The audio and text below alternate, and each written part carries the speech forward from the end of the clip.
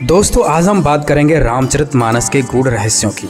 ये तो सभी जानते हैं कि त्रिलोकीनाथ भगवान विष्णु जी ही दशरथ पुत्र श्री राम जी के रूप में आए थे, इसलिए लोग श्री राम को भी भगवान मानते हैं। लेकिन असली राम आदि राम कोई और है। उसके लिए कबीर साहब जी ने कहा है कि एक राम दशरथ का बेटा, एक राम घटघट में बैठा, एक राम ने जगत पसारा और एक राम है जग से न्यारा। दोस्तों हम सभी राम कृष्ण को विष्णु भगवान का अवतार मानते हैं और ये सही भी है, लेकिन हमारे शास्त्रों में ब्रह्मा विष्णु महेश की भक्ति करने के लिए मना किया गया है, क्योंकि ब्रह्मा विष्णु महेश पूर्ण परमात्मा नहीं है। अर्थात राम कृष्ण भी पूर्ण परमात्मा नहीं है, यह केवल तीन लोक के मालिक हैं। आपने सुना भी होगा कि इनको त्रिलोकीनाथ और त्रिभुवन पति भी कहते हैं। आपको बता दें कि इस सृष्टि में अनंत कोटि ब्रह्मांड हैं और एक ब्रह्मांड में 14 लोक होते हैं। इन 14 लोकों में से ब्रह्मा विष्णु महेश केवल 3 लोक के मालिक हैं, पृथ्वी लोक, पाताल लोक और स्वर्ग लोक। इसलिए इन्हें त्रिलोकीनाथ भी कहते हैं। इसलिए ब्रह्मा विष्णु महेश से भी बड़ा कोई भगवान है, जिसका विवरण हमारे चारों वेद व श्रीमद् भगवद गीता में है। अब आपको दिखाते हैं रामचरितमानस में ही कि ब्रह्मा विष्णु अर्थात राम जी व शंकर जी से भी बड़ा कोई भगवान है। तो आइए देखते हैं। बालकांड में एक प्रकरण आता है। मनु और शत्रुपा परमात्मा को पाने के लिए तपस्या करने लगते हैं। मनु और शत्रुपा किसकी भक्ति करते थे, किसके लिए तपस्या कर रहे थे, देखिए रामचरित की इन चौपाइयों में। बालकांड दोहा नंबर 143 चौपाई नंबर 3, जिसमें लिखा है, नेति नेति जह वेद निरूपा, निजानंद निरुपाधि अनुपा, शंभु विरंच विष्णु भगवाना, उपजहि जासु अंश ते नाना। इसमें स्पष्ट लिखा है कि जिसकी महिमा वेद भी नहीं गा पा रहे हैं, जो ना इति कहकर मना कर देते हैं, जो आनंद रूप है, उपाधि रहित है, जिसके अंश से ब्रह्मा विष्णु महेश की उत्पत्ति होती है। शंभु विरंच विष्णु भगवाना, शंभु मतलब शंकर जी, विरंच मतलब ब्रह्मा जी और विष्णु जी की उत्पत्ति हुई। तो वो फिर कौन है जिससे इन तीनों देवों की उत्पत्ति हुई? देखिए बालकांड का दोहा नंबर 143 की चौपाई नंबर 1, जिसमें लिखा हुआ है, करहि आहार साक फलकंदा, सुमरहि ब्रह्म सच्चिदानंदा। इससे स्पष्ट हो गया कि ब्रह्मा विष्णु महेश की उत्पत्ति ब्रह्म से हुई है, क्योंकि मनु और शत्रुपा ब्रह्म की साधना कर रहे थे और ये ब्रह्म 21 ब्रह्मांड का मालिक है।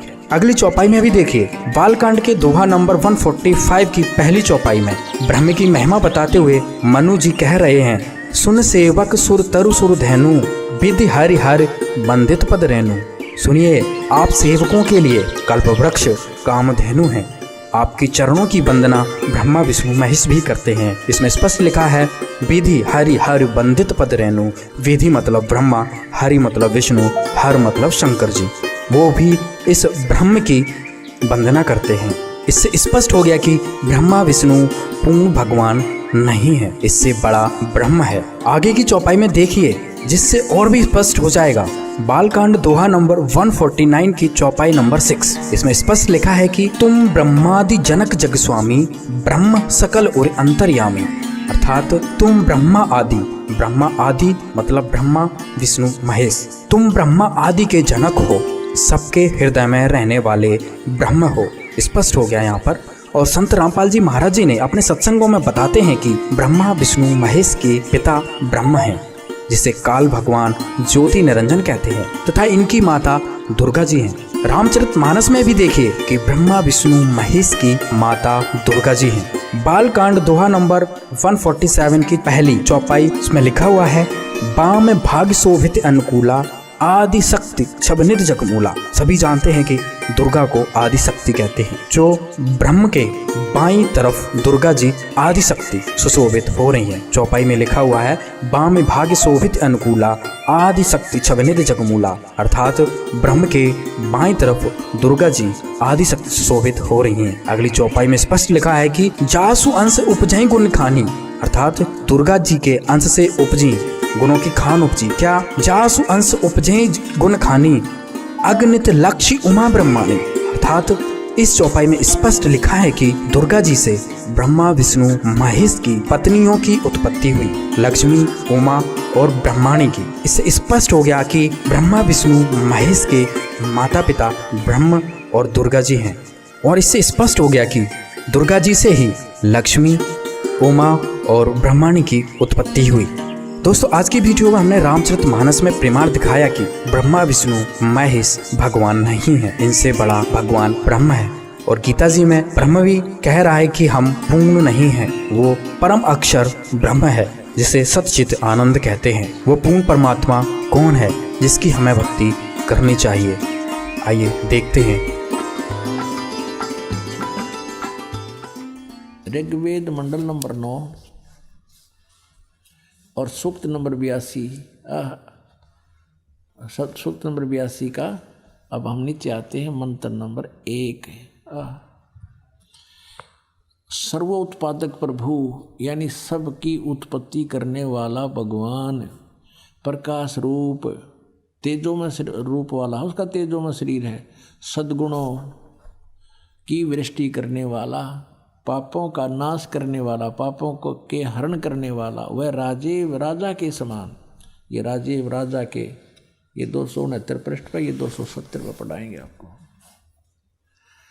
के समान दर्शनीय है, देखने जोगा दर्शनीय माने साकार, और वह पृथ्वी आदि लोकांतरों के चारों ओर शब्दमान हो रहा है। वह वर्णीय पुरुष को जो दृढ़ भक्त है उसको पवित्र करता हुआ उसको प्राप्त होता है, मिलता है। जिस प्रकार विद्युत आकाशीय बिजली स्नेह वाले स्थानों को आधार बना के प्राप्त होता है। अच्छा, यहाँ देखना उसका उद्देश्य क्या है। ऋग्वेद मंडल नंबर 9 सूक्त नंबर 82 पर आ गई। हम पहला मंत्र पढ़ दिया, दूसरा और पढ़ाते हैं। हे परमात्मन, उपदेश करने की इच्छा से यानी ज्ञान देना आते हो, तत्व ज्ञान की इच्छा से आप महापुरुषों को प्राप्त होते हो, और आप अत्यंत गतिशील पदार्थ के समान यानी बहुत तेज चलने वाले पदार्थ के समान हमारे आध्यात्मिक यज्ञ को प्राप्त होते हैं। आप कबीर देव हैं, आप कबीर देव हैं। जैसे ये देखिएगा 9 के 20 में कबीर देव लिखा स्पष्ट। ये देखिए ऋग्वेद मंडल नंबर 9 और सूक्त 20 का मंत्र 1, यहाँ स्पष्ट लिखा कबीर देव है, कबीर देव है। कबीर देव जैसे यजुर्वेद ऐसे ही कबीर देव है। कबीर रे ऊपर है, देव है, कबीर परमेश्वर। वह कबीर, ये लिखना था, वह कबीर परमेश्वर है, वह कबीर परमेश्वर है। इतना इसका कवि का अर्थ मेधावी लिख दिया। कवि का अर्थ कहते कवि लिख दो, काव्यकार। मेधावी और सर्वज्ञ लिखने का अर्थ इसका अनर्थ कर रहे हैं। ये यहाँ लिखना था वो कबीर देव है कौन? सबका रक्षक है, विद्वानों की तृप्ति के लिए ज्ञान को देता है, बता, सहनशील है और संपूर्ण दुष्टों को संग्राम में तिरस्कृत करता है, यानी तत्व ज्ञान रूपी संग्राम में सबको हरा देता है। हम फिर आते हैं ऋग्वेद मंडल नंबर 9 के सूक्त नंबर 82 के मंत्र नंबर 2 पे। हे परमात्मन, उपदेश करने की इच्छा से आप महापुरुषों को प्राप्त होते हो, और आप अत्यंत गतिशील पदार्थ के समान हमारे आध्यात्मिक यज्ञ को प्राप्त होते हैं। आप कबीर देव हैं, आप कबीर साहब हैं, शुद्ध स्वरूप हैं। हमारे पापों को दूर करके हे अमर परमात्मा, हे सो मन अमर परमात्मा, हे परमेश्वर, आप हमको सुख दें। पुणात्मा कबीर साहब कहा करते, नौ मन सूत उड़ जिया, ऋषि रहे झक मारे, सतगुरु ऐसा सुलझा दे भाई, उलझे ना दूजी बार। कि ये ऐसा ज्ञान सुलझा देगा सतगुरु, यानी सच्चा ज्ञान देने वाला आध्यात्मिक टीचर, उसको सतगुरु कहते हैं। सतगुरु परमात्मा स्वयं आते हैं, वो सतगुरु की भूमिका भी करते हैं, सब ब्रह्मांडों का संचालन भी वहीं बैठकर करते हैं। और उन्होंने अपने अमृतवाणी सच्चिदानंद घन ब्रह्म की वाणी लिपिबद्ध करवा कर चले गए। उसको समझने की भी सबके बस की बात नहीं। इन वेदों को नहीं समझ सके तो उस वेद ने कैसे समझ लेगा? आम आदमी हो तो एक तत्व ज्ञान है। तो इस दास को बुद्धि दे दी कबीर भगवान ने, परमेश्वर कबीर जी ने, और इस दास को एक सच्चे ज्ञान देने वाला गुरु बना दिया, सतगुरु। वैसे तो सतगुरु वही है, पर अपनी कृपा से इस दास को कहते हैं गुरु मेर करे तो काग ते हंस बना दे। हम तक काग थे और कौवे से हंस उन्होंने ही बनाए हैं सतगुरु ने। अब वो परमात्मा, उसका नाम और क्लियर किया है। अब देखना इसी ऋग्वेद का, ऋग्वेद जो आर्य प्रतिनिधि सभा के द्वारा ही प्रकाशित है, उसी को हम पढ़ रहे हैं। ये यहाँ से प्रकाशित है, ये आपको पहले भी दिखाया था। बार बार ये दिखाना अनिवार्य है कि देखो भ्रमित ना कर दिया आपने कि वो अपने घर की बना रहा होगा। ऋग्वेद मंडल नंबर 9 सूक्त 96 पा गई बाम 96 पे। पहले 86 82 सूक्त पढ़ा था 9वें मंडल का। अभी 16वें श्लोक में कहा है 96 ऋग्वेद मंडल नंबर 9 सूक्त 96 मंत्र 16 में।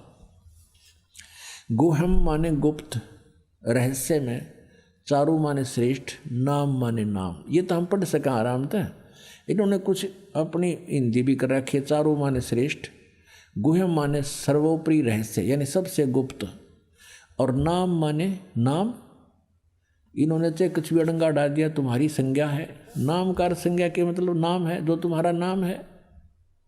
अब देखना, हे परमात्मन सर्वोपरि रहस्य, यह लिखना था जो गुप्त, गुहम माने गुप्त, चारु माने श्रेष्ठ, ये लिखे रहे हैं। नाम माने नाम लिख लेंगे। ये तो उलझाने की चेष्टा की है। जो तुम्हारी संज्ञा है, जो हे परमात्मा जो आपका रहस्य में गुप्त श्रेष्ठ नाम है, आप उसका ज्ञान कराए। है कोई इसमें उन्होंने के दुर्वेद पढ़ना है? इब्ता हमने अक्सर आगे इनका दुर्वेद भी पढ़ लिया। यजुर्वेद को कहा कर दे दुर्वेद। अब वो हमारे लिए तो उंगलियां पाओगे। ये ज्ञान हमारे को परमात्मा ने पहले दे रखा है। हे परमात्मन सर्वोपरि रहस्य यानी आपका विशेष रहस्य वाला यानी गुप्त, जिसको किसी ने ना बेरा, वो श्रेष्ठ, नाम माने नाम, आपका जो नाम है आप उसका ज्ञान कराएं। आप उपासक लोगों से स्तूयमान हैं, स्वाभाविक शक्ति से युक्त हैं, विद्युत के समान ऐश्वर्य के सम्मुख प्राप्त कराइए। हमको प्राणों की विद्या का वेता बनाइए। हे सर्वशक्ति संपन्न परमेश्वर, हमको इंद्रियों के नियमन का ज्ञाता बनाइए। अब यहाँ देखिए, अब 17 में, इसमें 16 में पूछा है आप अपने श्रेष्ठ नाम का हमें ज्ञान कराएं। इतनी सी बात है। 17वें में वो नाम बताया है, क्या लिखा है? शिशुम जगानम हरियंतम मर्दंती शुभंती वहीने मरुतो गणेन कबीर गिरभी कबीर गिरभी कावेना और कबीर संत सोमह पवित्रम अत्यति रेभन। इनके द्वारा हम ये लेते हैं, इन्होंने क्या किया है? इस कबीर का अर्थ ऊपर लगा हुआ है, यूँ यहाँ लगेगा, पढ़ेंगे अलग करेंगे संधि छेद में। तो इन्होंने कर दिया, इसका तो कवि कर दिया, गिर भी माने वाणी द्वारा। हम इसको न्योका न्यू लिख दें, वो कबीर वाणी द्वारा। गिर भी माने वाणी द्वारा और कबीर माने कबीर, कबीर वाणी द्वारा। अच्छा, रेभन माने, ये देखिए, रेभन सन गर्दता हुआ, और काव्यन कविताओं से, कविताओं माने जैसे लोकोक्तियों के माध्यम से, शब्दों के माध्यम से, दोहों के माध्यम से, चौपाइयों के माध्यम से वो परमात्मा अपना ज्ञान सुनाता है। इन्होंने एक और चतुरता कर दी है, यूँ तो कबीर गिर विकारत ये कर दिया कवि लोग वाणी द्वारा, यह लिखना था कबीर वाणी द्वारा। और इस कबीर का अर्थ नहीं करा, इस कबीर का लिखना था वो कबीर देव है, उसका नाम कबीर देव है। ये देखिएगा, आप पूरा देख सकते हैं, पीछे देखना। और पीछे देखो अच्छी तरह। अब इसमें आप संस्कृत देख सकते हैं। ये एक कबीरता इन्होंने लिख दिया यहाँ पर, और इस कबीर का कितना अर्थ नहीं कर रखा। ये संस्कृत शिशुम जज्ञानम हरियंत मर्जंती शुभंती मरुत वहीन गणेन कबीर गिरभी। इस कबीर गिरभी वाला कर दिया, कबीर गिरभी। काव्यना, यू काव्यना भी लिख दिया, काव्यना, और सोम भी लिख दिया, और यू संत भी लिख दिया, सोम पवित्रम भी लिख दिया, अतेति भी लिख दिया, रेभन भी लिख दिया। यू कवि छोड़ गए कबीर, क्योंकि ये दोबारा लिखते ही सब क्लियर हो जाता है। यहाँ पर इन्होंने चोर चुराई तोमड़ी गाड्डे पानी में, वह गाड्डे वह ऊपर आव सच्चाई छनी ना। अब इसका क्या अर्थ बनाइए, दास बताओगा। शिशुम जगानम, हे परमात्मा, जो शिशु रूप धारण करके अपने जो लीला आप करते हो, तो शिशु जगानम यानी आप जानबूझकर अपनी सूझबूझ से शिशु रूप में प्रकट होते हो। हरियंत माने यानी मानव के रूप में, मानव के बच्चे के रूप में, और आप मर्जंती शुभंती वहीन मरुते गणेन, और कबीर गिरभी कावेना कबीर, अपनी महिमा की वाणी को आप अपनी कबीर वाणी द्वारा, कबीर गिरभी, कबीर ये इन्होंने इस कबीर गिरभी का लिख दिया वाणी द्वारा, हम लिखते कबीर वाणी द्वारा। और कावेन, कावेना, कावेन नहीं, हाँ कावेन, कावेना, कावेना माने कविता से, शब्दावलियों के माध्यम से, दोहों के माध्यम से गरजते हुए ऊंची आवाज में बोलते हो, आवाज लगा लगा कर अपनी महिमा की वाणी सुनाते हो। अब इसका और जिससे मरुता माने विद्वान लोग, गणेन माने समूह, ये होता है गणेन समूह, और वहीन माने उस गतिशील परमात्मा का गुणों के, गण माने होते हैं समूह, गणे आदमी इकट्ठे हो जा, मरुत माने साधक। इसका अर्थ ये है कि वो परमात्मा जब कबीर, यू कबीर देव संत रूप में, वो अमर परमात्मा संत रूप, कबीर साहब, कबीर नाम उसका, संत या ऋषि रूप में जब प्रकट होता है, शिशु रूप धारण करके जब वो बड़ा होता है, तो अपनी महिमा की वाणी कबीर वाणी के द्वारा, कबीर गिरभी, गिरभी माने वाणी द्वारा, और काव्य ना माने कविताओं से, कविताओं के माध्यम से, और ऊंचे स्वर में गरज गरज कर बोलता है। अब परमात्मा क्या कहा करते, चारों युग में संत पुकारे, कूक कहा हम हेल रे, हीरे माणक मोती बरसे, ये जग जुगता डेल रे। अधिक जानकारी के लिए जगत गुरु तत्वदर्शी संत रामपाल जी महाराज द्वारा लिखित पवित्र पुस्तकें ज्ञान गंगा, जीने की राह, गीता तेरा ज्ञान अमृत, अंधश्रद्धा भक्ति, खतराए जान बिल्कुल निशुल्क मंगाएं। अपना नाम, पूरा पता हमें व्हाट्सएप करें। हमारा नंबर है 7496801825। जगत गुरु तत्वदर्शी संत रामपाल जी महाराज के मंगल प्रवचन अब प्रतिदिन सुनिए। MH1 श्रद्धा टीवी पर दोपहर 2 से 3 बजे, सारथी टीवी पर शाम 6:30 से 7:30 बजे, साधना टीवी पर शाम 7:30 से 8:30 बजे, ईश्वर टीवी पर रात 8:30 से 9:30 बजे।